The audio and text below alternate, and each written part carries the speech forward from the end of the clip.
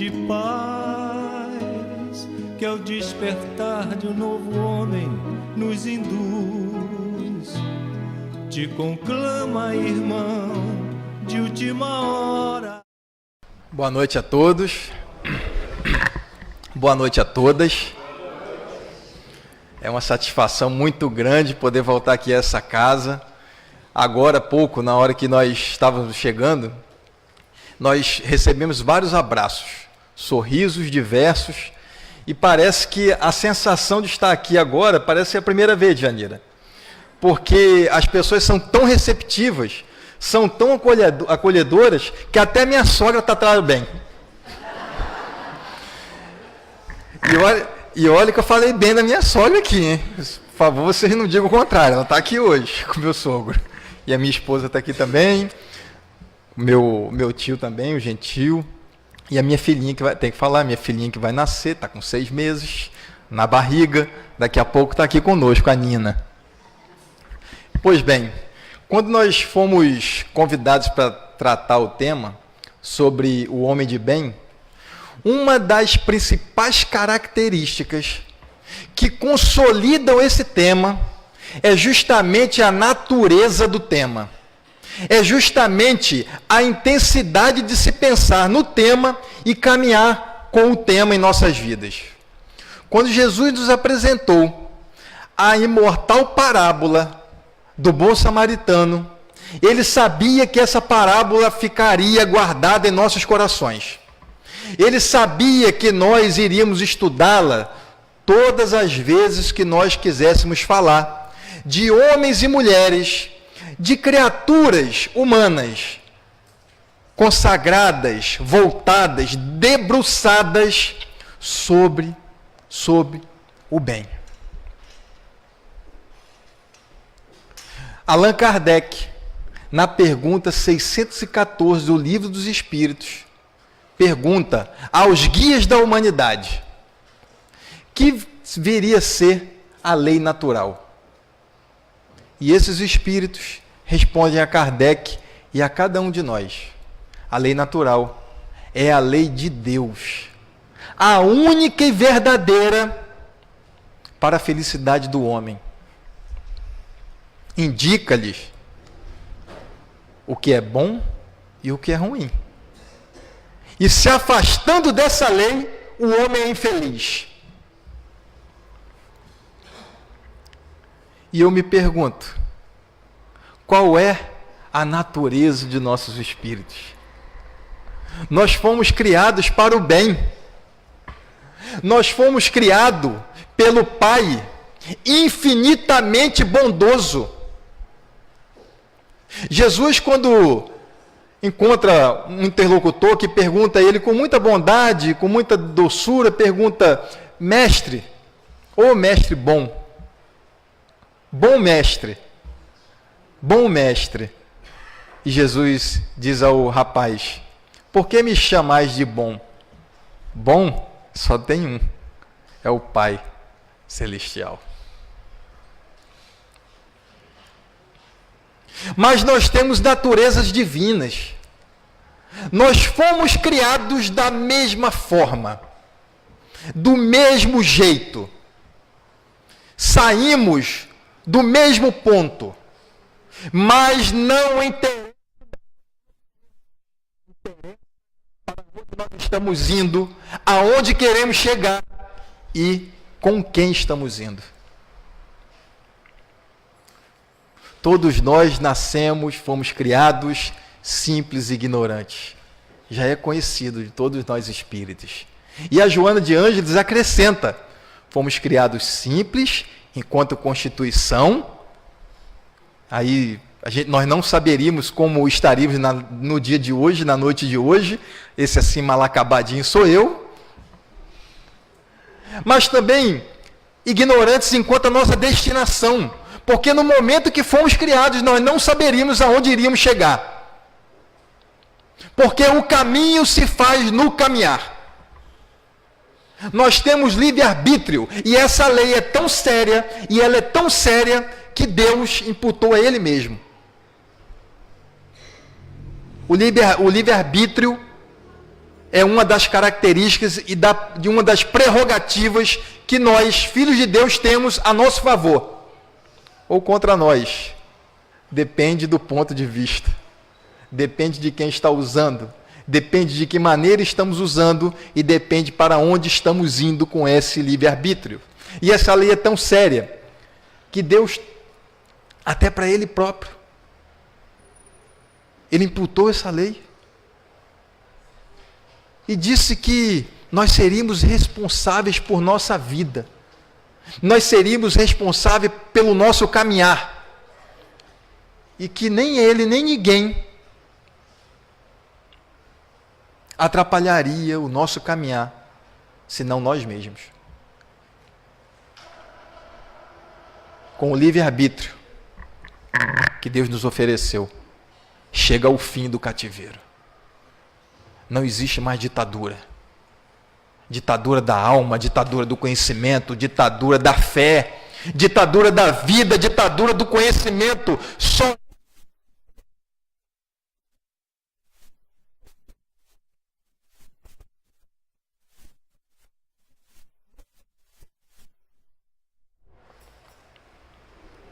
as correntes foram partidas, os grilhões ficaram para trás. E cada um de nós carrega as amarras que quiser carregar. E nós sabemos que não é fácil nos desvencilharmos dessas amarras. É difícil. Eu sei disso. A minha vida existem várias delas. E eu tenho certeza que vocês também trazem algumas. Mas a natureza dos nossos seres nos dizem que nós não ficaremos parados no tempo. Existe um movimento irrefreável.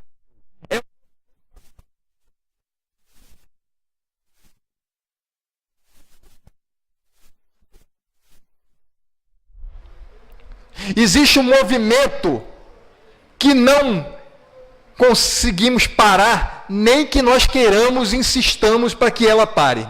É o movimento da fraternidade, o movimento da paz, da concórdia. Embora tenha alguns que ainda insistam em querer subverter a lógica do... não será possível. Estamos a portas do mundo de regeneração. Estamos vivendo aqui, no mundo de expiação e prova, mas já sentimos as influências do mundo que está por vir. E esse mundo será criado por cada um de nós. Nós fomos convidados para fazer parte desse grande movimento espiritual. Nós estamos aqui hoje porque o convite nos foi feito para que nós abraçássemos essa doutrina e que essa doutrina...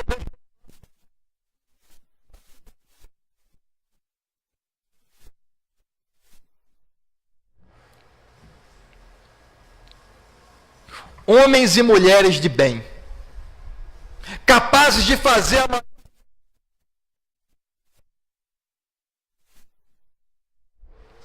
Somos nós, trabalhadores da última hora. Cada um se comprometendo com aquilo que veio fazer. Cada um se comprometendo com aquilo que é capaz de fazer. Porque alguns tocam um instrumento tão harmonioso como Jailton. Alguns conseguem ter uma voz tão doce como a de Janira. Alguns conseguem ser tão animados, efervescentes e alegres e felizes como o Turra. Essa é a característica que cada um traz dentro de si.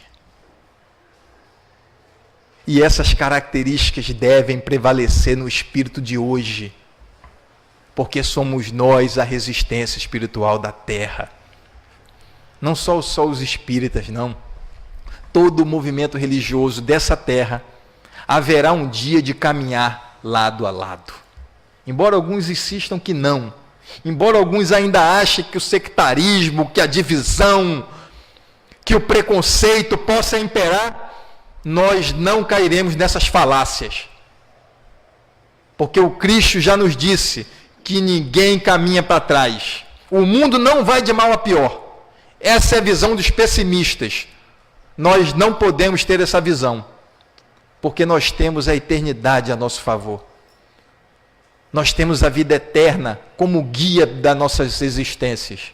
Nós temos um Pai que é luz, é claridade, é divindade, é amor. E quem foi criado pela escuridão? Quem foi criado para caminhar para cima, não caminhará para baixo. Isso é lógico.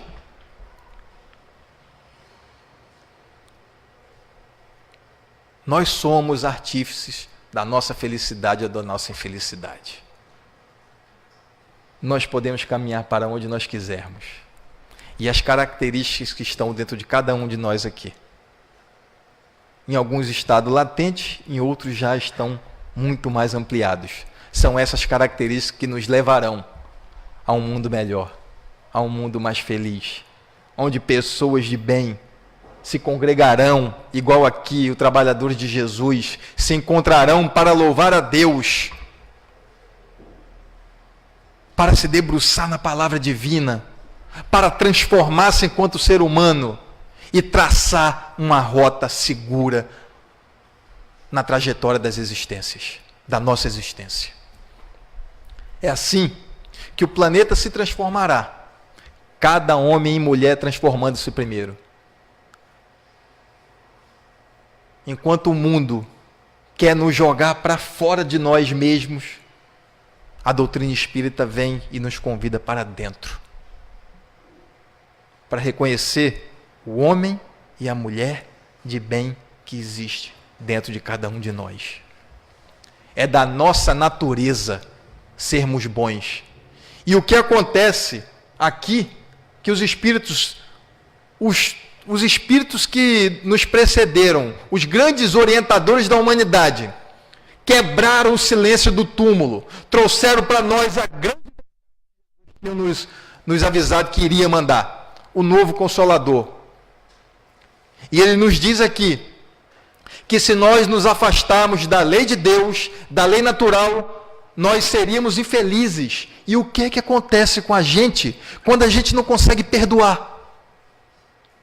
Nós adoecemos, ficamos infelizes. Quando a gente não consegue se livrar da cólera, da raiva, do outro,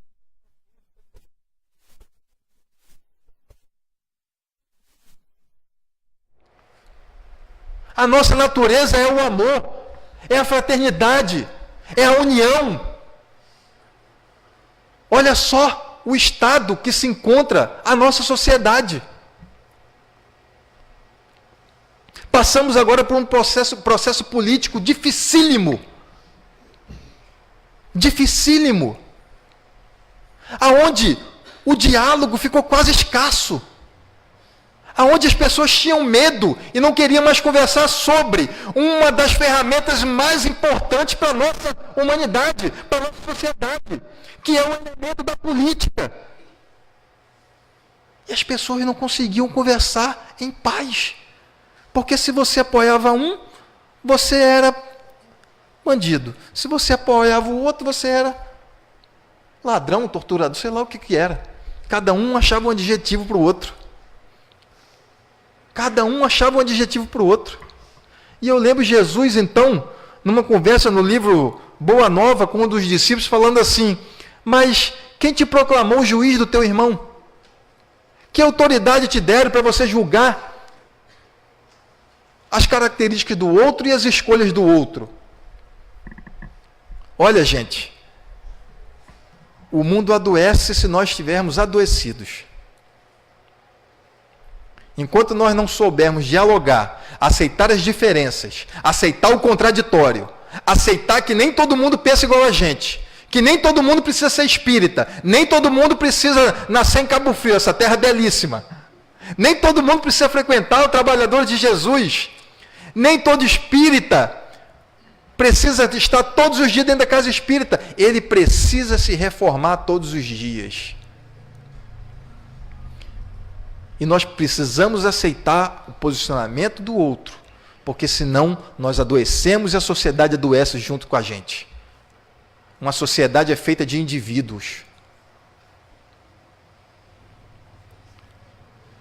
O Evangelho do Cristo precisa florescer nos corações, para depois florescer na multidão, nas multidões, nas nações, nos estados, nos poderes.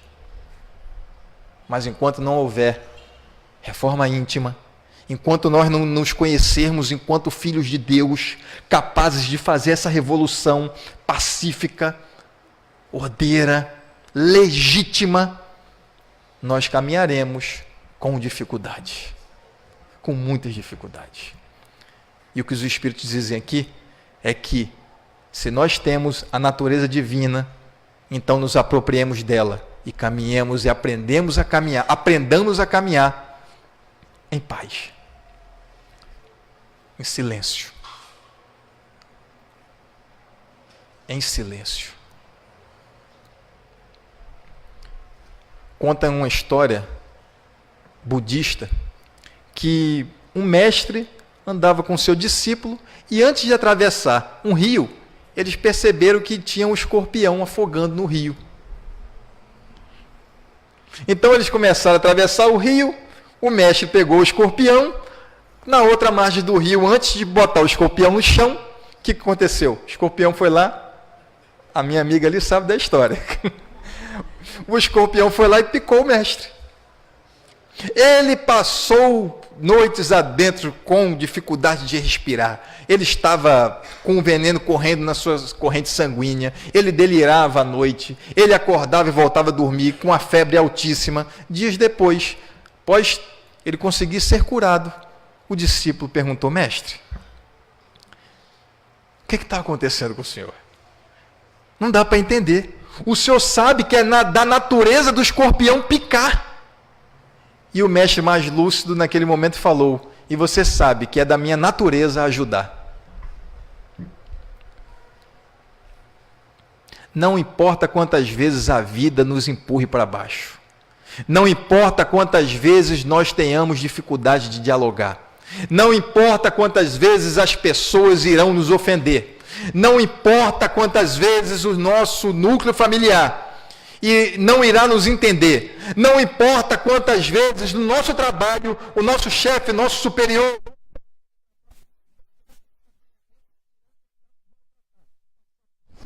não importa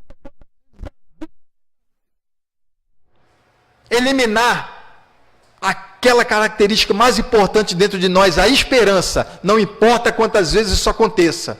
Se nós somos, se nós cremos, se nós acreditamos que Jesus veio nos ensinar a continuar na vida, mesmo diante das vicissitudes, mesmo diante das dificuldades, nós não nos ajoelharemos diante das dificuldades e continuaremos caminhando. Porque ainda que eu caminhe num vale tenebroso, nenhum mal eu temerei, porque o Senhor está junto a mim. É o Salmo 23. Ainda que eu caminhe por um vale tenebroso, ainda que a nossa alma esteja sobrecarregada, cansada, cheio de complicações, e nós não nos demoraremos nesses vales tenebrosos, porque a nossa alma é de Deus, pertence a Deus, e nós não ficaremos sozinhos. Nunca estamos sozinhos. Nunca. Mesmo naquele dia, lembra naquele dia que você passou a maior dificuldade da sua vida? Lembra daquele dia que você chorou noites a fio no quarto, sozinho, escuro, sem ninguém do seu lado? Lembra daquele dia que você sofreu uma traição? Lembra daquele dia que você recebeu uma ofensa, um insulto tão grande que você se magoou e passou dias pensando naquilo? E o choro era convulsionante. E os olhos não paravam de lacrimejar e o pensamento não saía daquele momento. Lembra desse dia? Lembra desse dia quando nós perdemos uma pessoa que nós amamos muito, que desencarnou de maneira cruel, que desencarnou de uma maneira tão triste, ou inesperadamente desencarnou e nós padecemos naquele instante? Lembra desse dia? Então, até nesse dia, nós não estávamos sozinhos. Deus estava conosco. Jesus segurava as nossas mãos, chorava com a gente, mas também orava com a gente. Ele que nos tirou dessas dificuldades. Porque não importa o que nós estejamos passando agora, não importa se eu ou você esteja sem trabalho, esteja sem amigos, esteja sem afeto, o que sustenta a nossa vida é Deus. Quem sustenta a nossa vida é Deus. O trabalho, os amigos e a família são sustentáculos sim para a gente, é verdade. É bom, é gostoso, enobrece a vida. O trabalho dignifica o homem. Mas quem sustenta a nossa vida é Deus. Nós só estamos aqui por causa dele. Porque existe uma parcela de empreendimento, de investimento de Deus em cada um de nós, porque Ele acredita que nessa vida agora, nessa reencarnação, eu e você, nos depararemos com nós mesmos e sairemos da onde nós estamos. E abriremos o nosso coração e um grande leque de luz se fará presente na nossa vida. Não vai ser amanhã nem depois, vai ser hoje. É questão de querer. É questão de querer. No Evangelho, no Novo Testamento, na passagem bíblica chamada a parábola do bom samaritano, Lucas, no capítulo 10, do versículo 25 a 37, ele nos apresenta uma incrível história, que poderia dar um filme, só essa historinha aqui. E poderia ser qualquer um de nós presente nessa história. Tentemos nos colocar sempre no lugar de alguém nessa história. Tentemos identificar qual a relação que nós temos com esses personagens. Porque quando Jesus ensina uma parábola, quando Jesus nos mostra um ensinamento, Ele está querendo dizer para nós que em algum momento isso vai servir para a gente ou já serviu. As minhas palavras são palavras de vida eterna. Cortam os tempos e não estão desatualizados.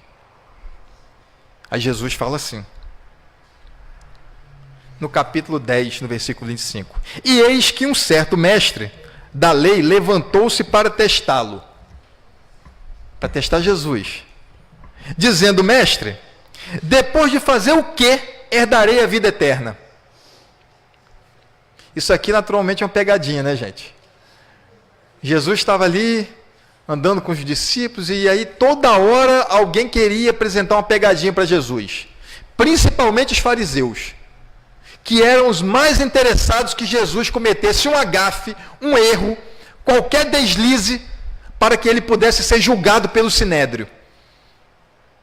E Jesus não foi julgado pelo Sinédrio, porque eles não tinham capacidade de envergadura moral para isso.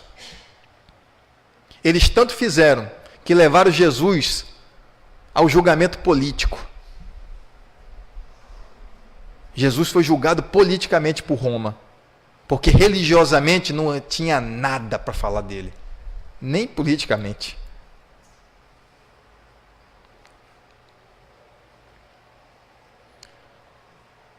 E ele continua. E lhe disse Jesus, que está escrito na lei? Como leis? Que é importante isso também, né? Porque a gente às vezes pega uma coisa e à luz da nossa própria interpretação a gente erra muitas vezes.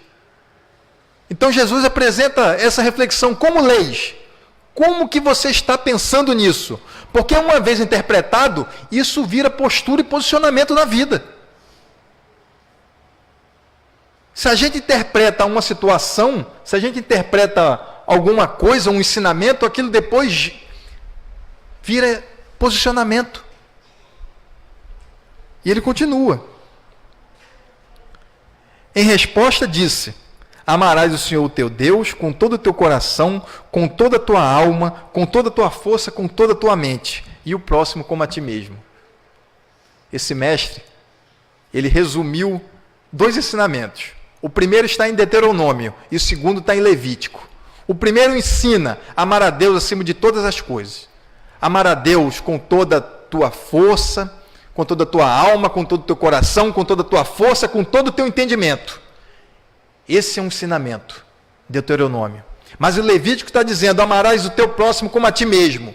Então ele resume essas 2 leis, esses 2 direcionamentos, e Jesus entende a implicação disso. E diz assim para ele: disse-lhe, respondesse de forma justa: faze isto e viverás. É simples assim. Fazes isso e viverás. Porque aqueles homens, principalmente os fariseus, eles eram muito ritualistas. Se interessavam muito pelas vestimentas muito alvas, muito brancas. Se interessavam muito pela alimentação, tinha que lavar as mãos para comer qualquer coisa. Porque eles diziam que a gente podia ficar impuro se comesse alguma coisa com as mãos sujas. E Jesus depois vem dizer que não é aquilo que entra pela boca do homem que o torna impuro, mas aquilo que sai da sua boca. Porque a palavra revela o conteúdo do coração. Aquilo que nós dizemos, aquilo que nós falamos, aquilo que nós interpretamos e sai da nossa boca, revela o conteúdo que existe dentro da gente.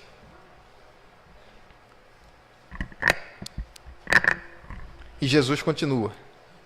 E progredindo,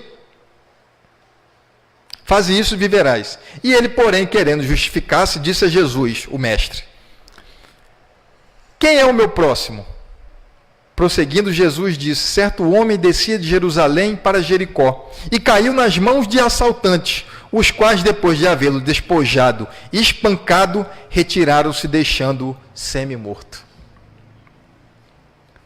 Por coincidência, certo sacerdote também descia por aquele caminho e, ao vê-lo, passou do lado oposto. Jesus deu enquadrada naquele sacerdote. Porque ele estava dizendo que no caminho de Jerusalém a Jericó era um caminho sangrento. O Flávio Joséfo, que é um grande historiador antigo, dizia que o nome desse caminho daquela época chamava Caminho Sangrento. É como se fosse uma espécie de BR-101. A rodovia da morte, que tem assalto, tem acidente, tem tudo. É como se fosse a rodovia da morte, BR-101. Então eram 27 quilômetros entre Jerusalém e Jericó. Jerusalém ficava em cima, 1.400 metros mais ou menos de distância, de altura de uma cidade para outra. Então, aquele sacerdote estava passando, indo pela cidade e encontrou um camarada semi-morto, que possivelmente também era judeu, mas não parou para ajudar o seu irmão. E ele dá uma enquadrada naquele mestre, naquele sacerdote. Falou: ó, vocês passaram, um de vocês passou e não ajudou. Aí ele fala, e ele continua assim, ó: de forma semelhante, também um levita que vinha por aquele lugar, ao vê-lo, passou do lado oposto. O levita, na hierarquia, dentro da religião da época, do sinédrio, o levita era o segundo posto mais importante. Primeiro o sacerdote, que ministravam os cultos, as reflexões, mas o levita era o segundo posto. Era aquele companheiro, aquele camarada que ajeitava as coisas, que naquela época tinha, por exemplo, sacrifício de animais. Então, ele ajeitava o local onde ia ser sacrificados os animais, fazia as coisas para que tudo pudesse ficar em mais perfeita harmonia na hora do trabalho. Mas nem o levita parou para ajudar. um da sua própria raça, que possivelmente aquele que estava no chão também era judeu. E se eles eram doutores da lei, eles conheciam as Escrituras, e eles estavam indagando a Jesus como ser feliz depois dessa vida, e como reconhecer o próximo, nem eles estavam reconhecendo o próximo.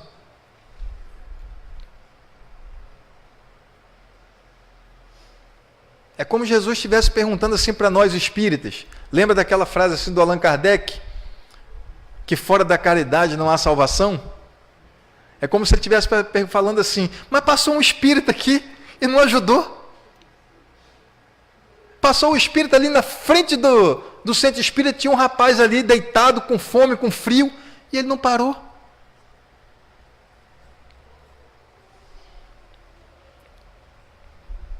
E ele continua. Certo samaritano, em viagem, veio até ele e ao vê-lo compadeceu-se.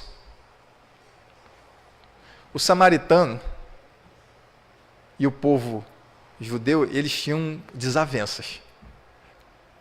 A Samaria ficava numa região que depois que as tribos, as 12 tribos, se distanciaram, uma parte da tribo ficou em Jerusalém e outra ficou na Samaria. Então, um adorava no Monte Sião e o outro adorava no Monte Querezim. Os samaritanos adoravam a Deus no Monte Querezim. E eles criaram uma certa cisânia entre essa população. Porque a Samaria foi invadido pelo Império Assírio, pelo Império Sírio, e eles fizeram uma mescla de cultura. Mesclaram a religião com as características da sociedade, dos costumes, e os judeus não gostavam disso.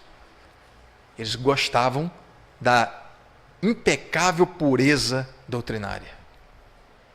E tinham raiva, eles não se davam bem. Mas foi o próprio samaritano que parou, buscou o companheiro, montou no seu cavalo, antes disso tratou com com vinho e óleo, porque o óleo era um agente cicatrizante da época, o azeite, o óleo, e o vinho ele fazia acepção, fazia a limpeza da pele. Tratou com aquilo que ele tinha e depois prosseguiu com ele até um local onde deixou para cuidados melhores dele. E ele pergunta, no final, qual desses três te parece ter tomado o próximo do que caiu nas mãos dos assaltantes? E o sacerdote responde, o que praticou a misericórdia. E ele disse-lhe a Jesus, e disse Jesus, vai e faze tu do mesmo modo.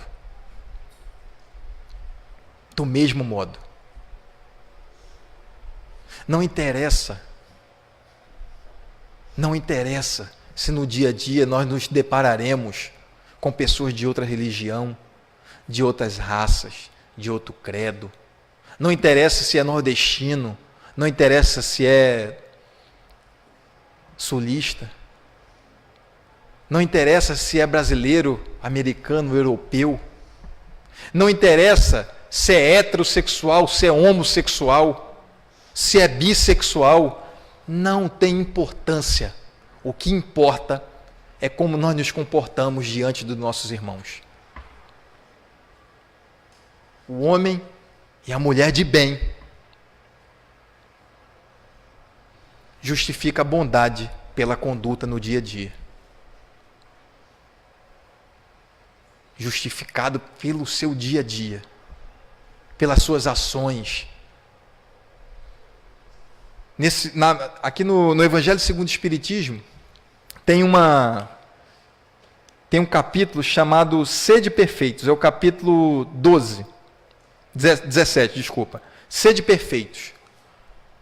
Então, Kardec vem falando sobre a característica de cada um de nós, e aí no item 3 ele fala sobre o homem de bem, e no item 4 ele fala sobre os bons espíritas. É aqui, no item 4, que Kardec fala assim, reconhece-se o verdadeiro espírita pela sua transformação moral e pelos esforços que faz para domar suas inclinações mais.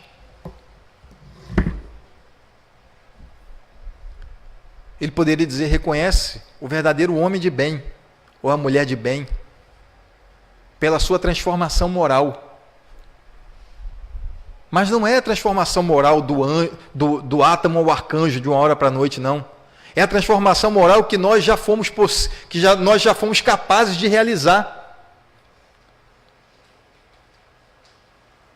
No momento em que eu e você nos deparamos com a doutrina espírita, lembra do dia que vocês tiveram contato pela primeira vez com o Espiritismo? Desse dia para cá, o que aconteceu dentro de vocês e de mim que pode justificar uma transformação moral? E notem, eu não estou falando de perfeição. Notem que nós não estamos falando aqui de moral absoluta, ilibada, não. De transformação. Alguma coisa tem que ter mudado, senão não está servindo. Alguma coisa precisa mudar. E os esforços que fazemos para domar nossas más inclinações? Só eu sei como eu me esforço para domar minhas más inclinações. Porque se eu chamar minha esposa para falar aqui, ela vai falar algumas coisas de mim que vocês não vão nem acreditar. Ela está aqui.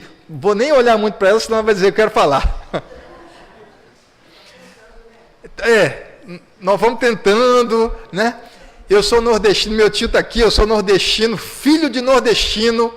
Olha, de vez em quando um lampião fala alto dentro de mim.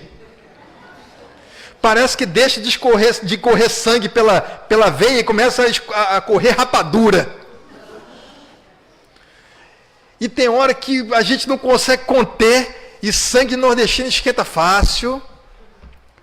Esquenta fácil demais.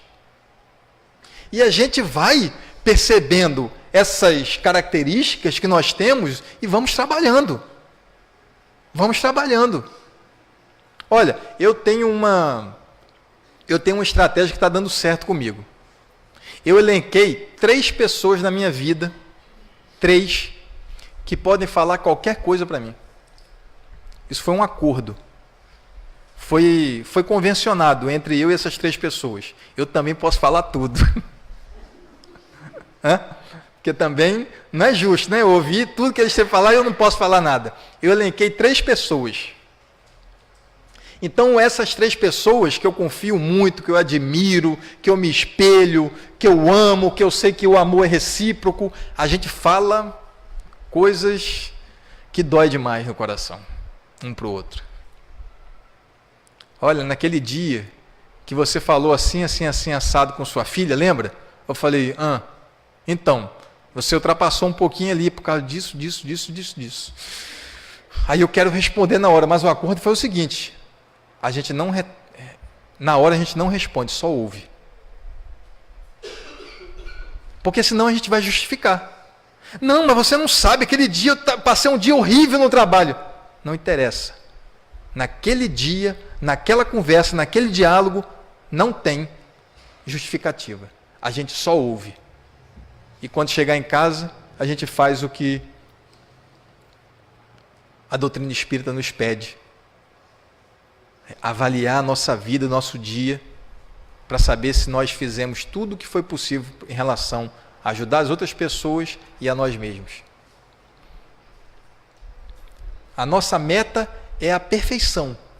Mas a perfeição para nós já sabemos que não existe.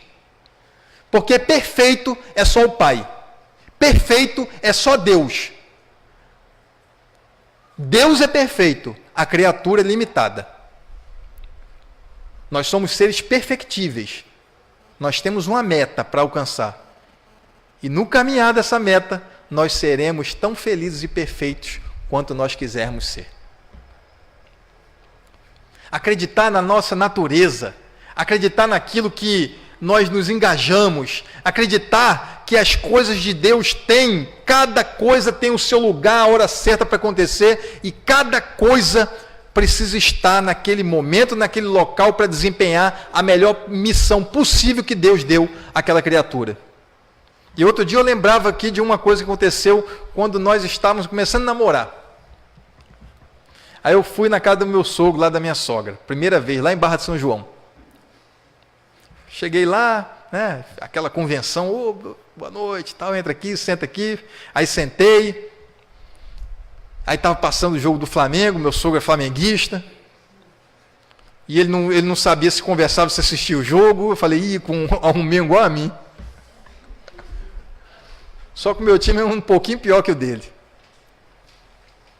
E a gente está conversando ali, daqui a pouco vai passando uma aranha na sala, na minha frente. O que foi que eu fiz? Como nordestino, cabra da peste, criado por Lampião e Maria Bonita, fui lá e dei uma sapatada na aranha. Matei a aranha, despedaçou a aranha.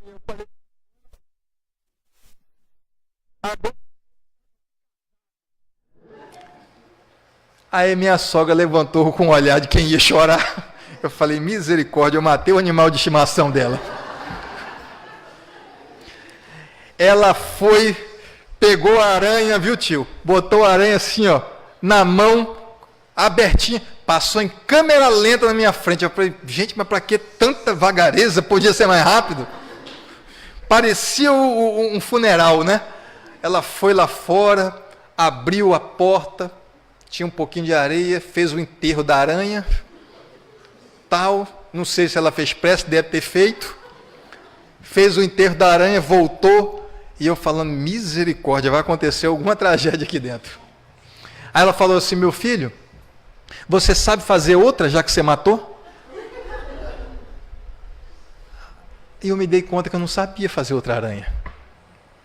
Eu me dei conta que para destruir qualquer coisa que pertence a Deus, a gente precisa ter exata noção do que nós estamos fazendo. Porque muitas vezes a aranha desempenha a melhor função na vida do que nós. Porque aquilo que ela veio fazer, ela faz e muito bem, obrigado. E aquilo que nós viemos fazer, será que nós fazemos? Eu tenho certeza que eu não vim para matar essa aranha. Mas matei. E aprendi a lição. Hoje em dia, até para eu tirar uma folha uma fruta de um pé, eu olho por dois lados para ver se minha sogra não está. E tiro a fruta e saio com ela aqui, ó, escondida, para uma manga ou qualquer coisa. Porque a gente vai aprendendo que cada coisa pertence ao seu local apropriado para ser desenvolvido. A natureza da nossa vida é para ser executada no dia a dia, com beleza, com pureza, com amor e com simplicidade de alma. Esse é um grande ensinamento. Saber que cada um está no lugar certo, na hora certa e onde deveria estar. No Eclesiastes diz assim, no livro do Eclesiastes, há tempo para tudo nessa vida. Há tempo de plantar, há tempo de colher. Há tempo de viver e há tempo de morrer. O homem e a mulher de bem, eles se apropriam dessa característica de saber exatamente aonde está e o que precisa fazer. Porque quando nós não temos a sabedoria e a vivência que todos nós aqui de alguma forma estamos começando a ter com o lidar com a doutrina espírita, então, quando nós não temos esse entendimento, nós somos livres para fazer o que quisermos. Mas uma vez nos apresentado as leis de Deus, nós somos livres para fazer o que deve ser feito. E é muito diferente fazer o que quiser e fazer o que deve ser feito. Porque nem tudo me convém. Como nos diz o apóstolo Paulo, é preciso ter certeza absoluta do que estamos fazendo aqui. E eu tenho certeza que a doutrina espírita já apresentou isso para a gente. Mais do que certeza. Nós já sabemos de onde vemos, de onde nós estamos vindo, o que estamos fazendo aqui e para onde nós vamos. E acreditem, nós estamos numa jornada, numa grande caravana, aonde nenhum de nós ficará para trás. Porque Jesus falou que nenhuma de suas ovelhas ficaria desgarrada. Nós um dia caminharemos como o hino, a canção da alegria cristã. Quando diz que somos companheiros, somos amigos, companheiros e irmãos.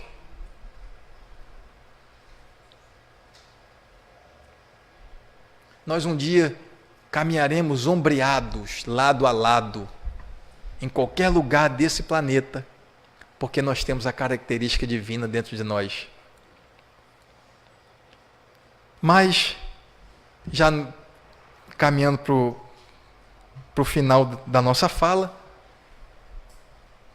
mas, como diz lá na nossa terra, eu sou lá do Recife, e lá no Recife a gente fala assim, olha, se você quiser alguma coisa, se você quiser construir alguma coisa, mas bem construída, séria, com elementos fiéis, sólidos, para durar uma vida toda, você tem que ter uma coisa na sua cabeça, para não se avexar,